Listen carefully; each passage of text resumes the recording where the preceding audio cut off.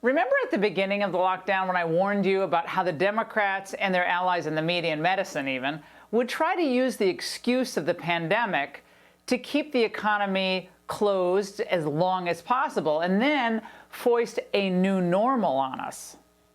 As a society, just forget about shaking hands. We don't need to shake hands. Everything that comes into the house, I wipe it down, packages, mail, on everything. Voting by mail is just an opportunity to make it easier for folks out there. Will we return to normal?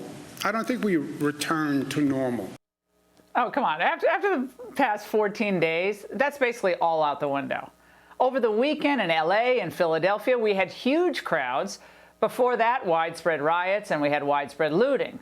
So much for social distancing. But meanwhile, millions of Americans are still living in Democrat states like California, Virginia, Illinois, Michigan. They're still standing on those stupid red dots outside the hardware store. Don't you love those, or the arrows of the grocery store? It's ridiculous. And the left, seeing how compliant so many Americans have been, is now on to the new normal. Okay, so under this new normal, you have no right to an opinion that conflicts with or calls into question any aspect of their campaign to destabilize America through bullying and violence. Just ask the editor of the Philadelphia Inquirer, who was fired for the sin of this headline, "Buildings Matter Too." Well, at least he only lost his job. When you physically defend your business or home, you could end up like David Dorn, left to die on the ground. He was allegedly murdered by this man. There are no televised memorials planned for Captain Dorn, at least that I know of. Now, in this new normal, if you lose your business to looting or fire, well, you're supposed to empathize with those who carried it out. Because if you do, that demonstrates a higher recognition of your privilege. And in this new normal, it's perfectly acceptable to assume the worst motives on the part of anyone who doesn't repeat the progressive mantra du jour. Morning, a friend of mine, posted something without posting anything about hashtag Black Lives Matter. We should be so disturbed in the way that we are, that you can't help yourself but speak out. White silence is incredibly powerful. It's not neutral. It acts like a weapon. It's not even silent. Like, it speaks volumes, right? So you get it. You'll be forced to repeat after them or else. And inspired by Al Sharpton's long history of shaking down corporate America, they're now demanding that businesses write fat checks or risk being branded insensitive at best, racist at worst. And without even knowing how the money will be spent, fearful, wealthy elites are falling all over themselves to appear the most woke. The events of the past week have created a sense of true urgency that has arisen across our nation, particularly in view of the racial injustices that we have seen in the communities where we work and live. We all need to do more. Again, those are comments from Brian Moynihan, the chairman and CEO at Bank of America, on this new commitment that they're announcing, $1 billion additional over the next 4 years. Well, J.P. Morgan CEO Jamie Dimon even went to a local branch to take a knee in solidarity. But will the money really buy them protection? I guess until the next round of demands, which of course is any minute now, well, we'll find out.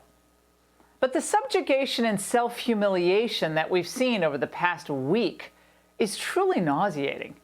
If you thought the performance activism of white liberals dramatically dropping to their knees, fists in the air, wasn't bad enough, well, you obviously missed the new trend. Foot washing stations for activists. And yes, they're manned by liberals with almost a religious zeal.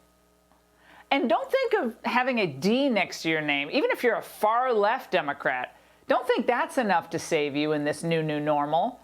The pajama boy mayor of Minneapolis found that some of his new friends in the riot and protest business weren't so friendly after all. Jacob Fry, we have a yes or no question for you. Yes or no, will you commit to defunding Minneapolis Police Department?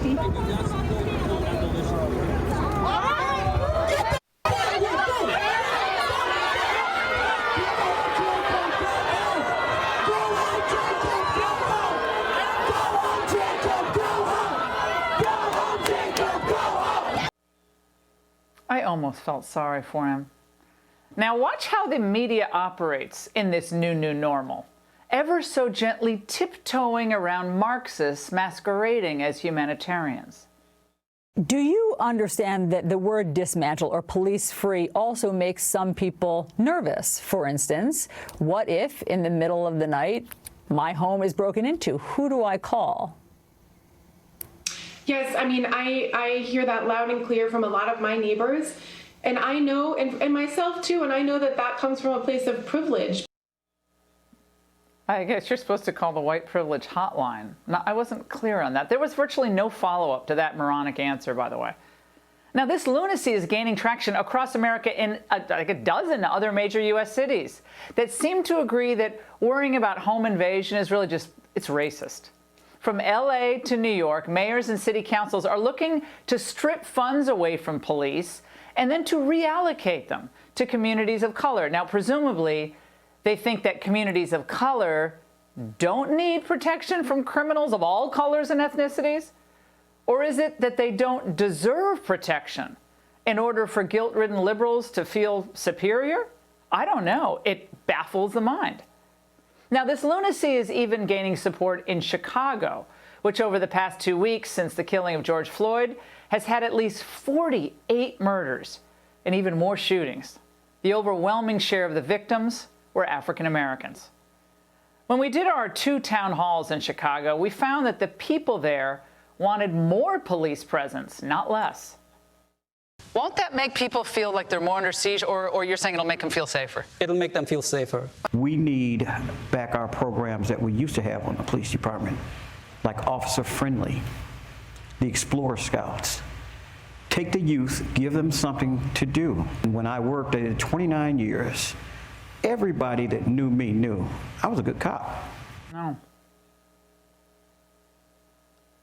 Now, this confirms what a recent YouGov poll found. Despite calls by activists and protesters to defund police departments, close to 2/3, 65%, oppose cutting police force funding. Just 16% of Democrats and 15% of Republicans support that idea. Also of note is a recent Monmouth poll, check it out, which found that in the last 5 years, overall satisfaction with local police has increased among Black Americans from 50%, at least somewhat satisfied in 2015, to 72% now. So is this push for a new normal really about equal protection, equal treatment under the law, and justice for all? Well, listen to the cries of women business owners like this. You said Black Lives Matter. Why don't you choke me? I'm black. Tell him, sister. Look what you did to my store. Tell him, sister. Look what you did to my store. Tell them, sister. That's right, because I got they back. These are my rules. Black tell me. That's right. Black Lives Matter. Exactly. You lied. Well, if Black lives like hers were really the focus, we would all of us know her name. Celebrities would flock to her store and those of thousands of others and help them rebuild and protect them from future harm. Look, as we've said many times on this program, the killing of Mr. Floyd was an absolute assault on humanity. And the use of his death to run a proxy campaign for a political candidate, I don't care if it was a Democrat this time, it'd be a Republican some other time. It's a transparent insult to our intelligence. Just like wanting us to believe that a heavily edited interview by CBS of Joe Biden tonight means anything significant. Biden claimed he did not approve of the Black Lives Matter demand to defund the police. No, I don't support defunding the police. I support conditioning federal aid to police based on whether or not they meet certain basic standards of decency and honorableness and in fact, are able to demonstrate they can protect the community and everybody in the community. Honorableness. Well, the poor guy's not capable of doing a live, long-form interview without serious lapses in thought and focus. Yet we're to believe he's going to keep the country from burning down once the BLM and Antifa folks really start issuing ultimatums? I don't think so. Well, of course, Joe, though, let's get straight here. He's hoping that the campaign will really just be 2008 all over again. You don't have to accept what was considered normal before.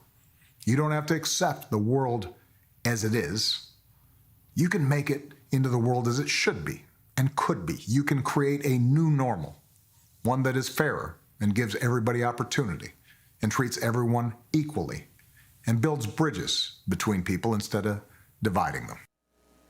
Now, wait a second. I could have sworn that he was president of the United States for 8 years.